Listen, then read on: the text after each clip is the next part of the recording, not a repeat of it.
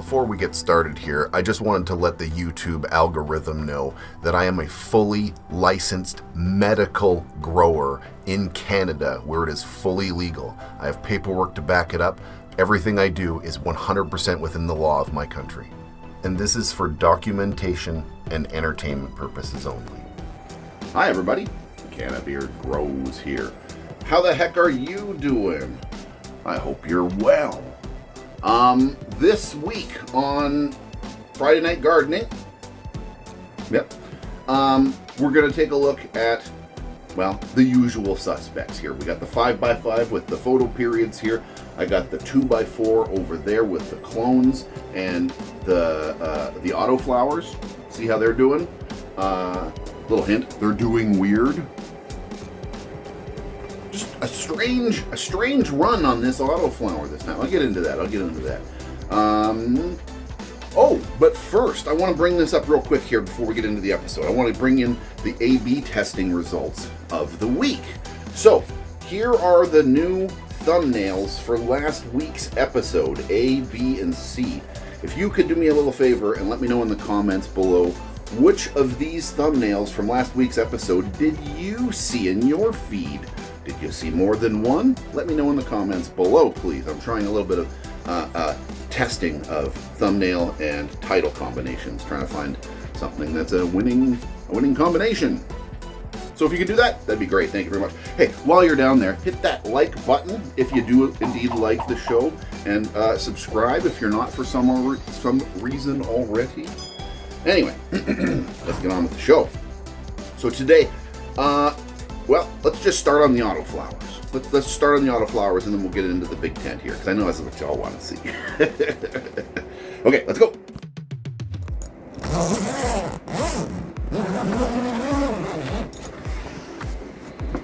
Woo! So, they are an absolute jungle plants in here. So, these are the CBD cheese by Coastal Mary Seeds. These are Autoflowers. Use my name here as a code. But don't use these as a good example. These are strange. Something's happening this grow. I don't know if it was something that I had done in the beginning or something I've done throughout the grow. But these ones are growing kind of funny. They are growing. They always. Now CBD cheese always grows a little bit funny, but let me know in the comments below what you think is going on here. Why are these so droopy? Now, they're a little yellower looking due to the light. This is the MARSHYDRO SP3000 Greenhouse Edition. Use my name as a discount code, as always. Yeah, let me know if you know what this looks like to you. I mean, they're doing okay, but they're just not thriving. They look a little grumpy for some reason. Now they're nicely into flower there, so that's looking good. And then I also added this thing right here, this big rack.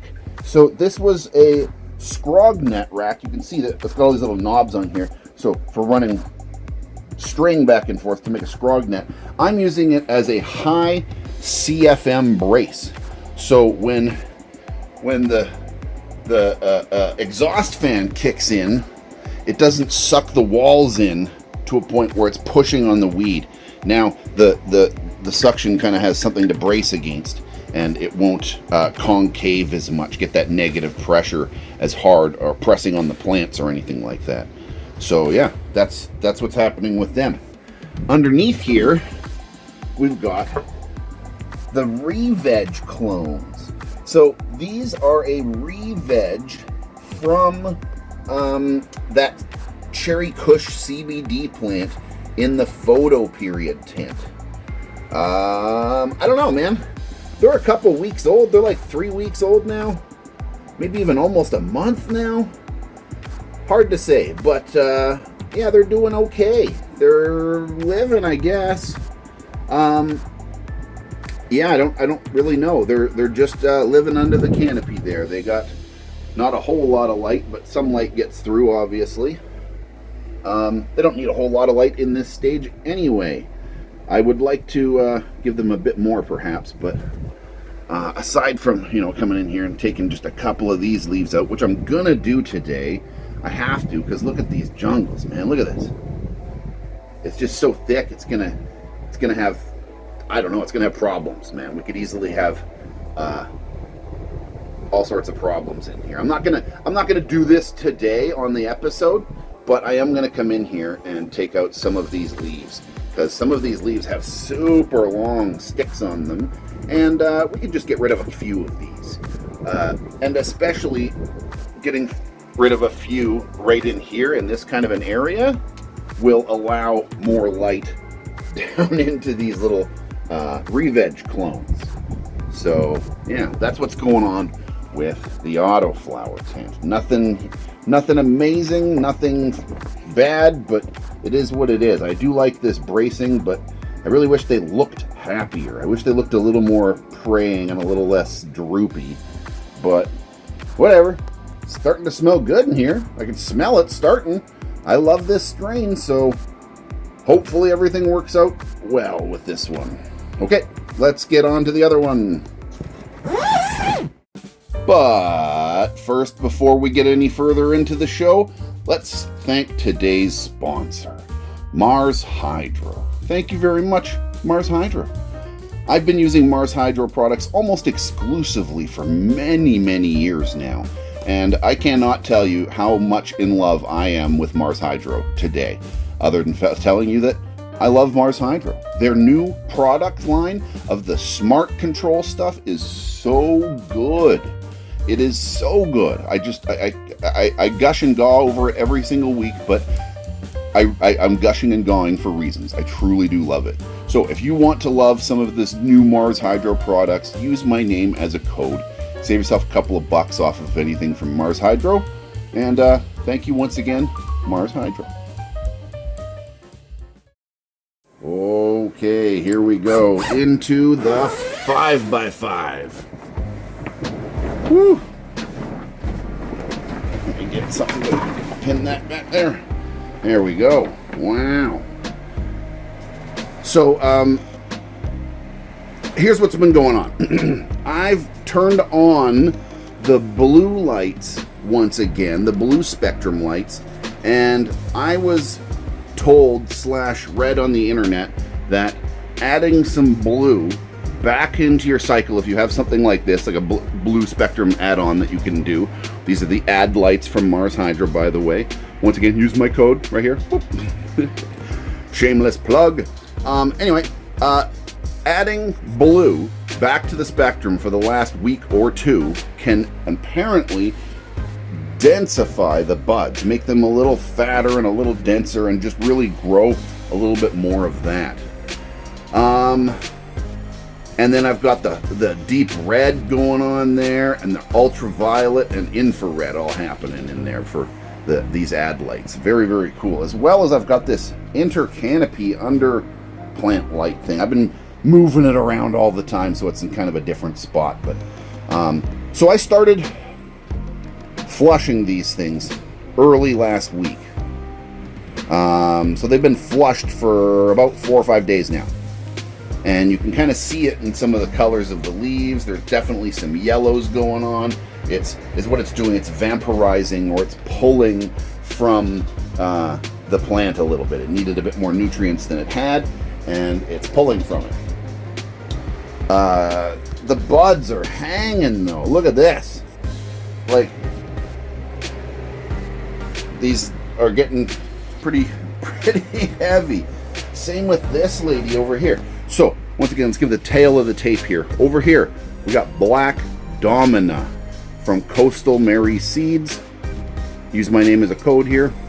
And then over here, we've got the Cherry Kush CBD from Sumo Seeds. I cannot get more seeds of these, and I absolutely love this strain.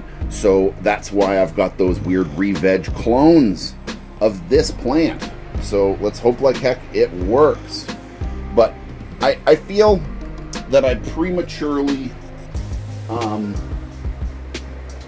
started flushing this. I've been checking with, I can't find it right now. I don't know where I wandered off. I must have plugged it in. It's not within my hand's reach right now. But the digital microscope I've been watching this all week, and the reality is there's just no amber yet. Like, look at these buds, man. They're hanging down. They gotta be freaking close. There's just, everything's drooping, and I can barely hold anything up anymore. It's getting to that point where it's like, it's gotta be any time now. But I think I started flushing a little prematurely early, just a little bit. After some discussion with Mr. Jwin, I've decided to give them another feeding. Now, I didn't give them very much feeding. I gave them around a 400 parts per million, ppm, feeding of the pH Perfect Advanced Nutrients line. I gave them just a little bit. About what I would feed my Autoflowers in mid-range, something like that. Anyway, I'm not going to give them any more after that. I'm going to go on to just a normal water flush from here out, but I need to push these ladies probably another week. Yeah, I want to cut them down. I do, but they're just not ready yet. There is just almost no signs of amber yet from what I saw, but oh my goodness, just look at these ladies though. Ooh, doggy. It smells in here really bad. Like, good bad. But it's potent in here. Yeah, I'm liking what I'm seeing. Look at this. Look at these buds, though. Holy crap, man. Look at those. Oh, man, this one smells so good. It smells like cherries. It's got this sweet cherry flavor. It's a 1-to-1 CBD strains, meaning 1-to-1 meaning equal parts CBD and THC. So it's probably fairly low in the 10 or 15 percentile of THC, but it's also strong 10 or 15 percentile in CBD, hence the 1-to-1, somewhere very close to the same on both stats. Delicious, absolutely delicious. So I am really, I've been learning so much about these additional spectrum lights. It's so crazy, man. Every time I search something on them, I end up finding some more things, or I have people in my Discord or comment section telling me things about these that I just didn't know. And man, it's really cool. Just the simple facts like the far red spectrum helps shorten your flowering time. So these might have had to go until the middle of the month, but they might be going here in the first week. And then like I said, the blue is supposed to fatten it up during the last week or so. And yeah, I've been dropping the temperatures in here too, hey? It's pretty cold in this room right now. I'm just not heating the grow room this week. I'm letting the temperatures kind of drop in here and letting only the lights kind of heat up the temperature. It'll come up a little bit from that, probably hit about mid 70s by midday today. But having and running a cooler tent is going to start also helping with a bit of this sort of like fall color that you get, where you get like you might get some purples and stuff and some red hues, and there's just sort of like the fall color that happens. And you can kind of simulate that at home with running colder temperatures and a little bit less intensity on your lights and a little bit less intensity on your feed. Yep. Anyway, that's all I got going on for today. We just got to wait another week. I'm not going to bother showing you today because I looked at it yesterday and it looked exactly the same as last week. So we'll take a look at this next week, and I bet you next week it's going to be ready for harvest, or even sometime midweek it might be ready for harvest. I don't know, but I will keep you posted. I will film it, I will document it, and we will be back here next Friday with another episode, and you can find out what the heck happened with these plants. Well, folks, I think that's about all I got for you today. So thank you very much for hanging out here with me today. If you did like the show, please take a quick moment and give it a thumbs up. That's how you can repay me. If you like the show, hit that thumbs up, please, and thank you very much. And if you really like the show, subscribe. Double check, by the way, that you've got all notifications set, because those notifications change sometimes, and sometimes you don't get notified when I'm doing a new video. I've had people say they had to go look for the weekly episode. It didn't pop up in their feed or whatever. So, yeah. Thank you very much. And I'll see you next week.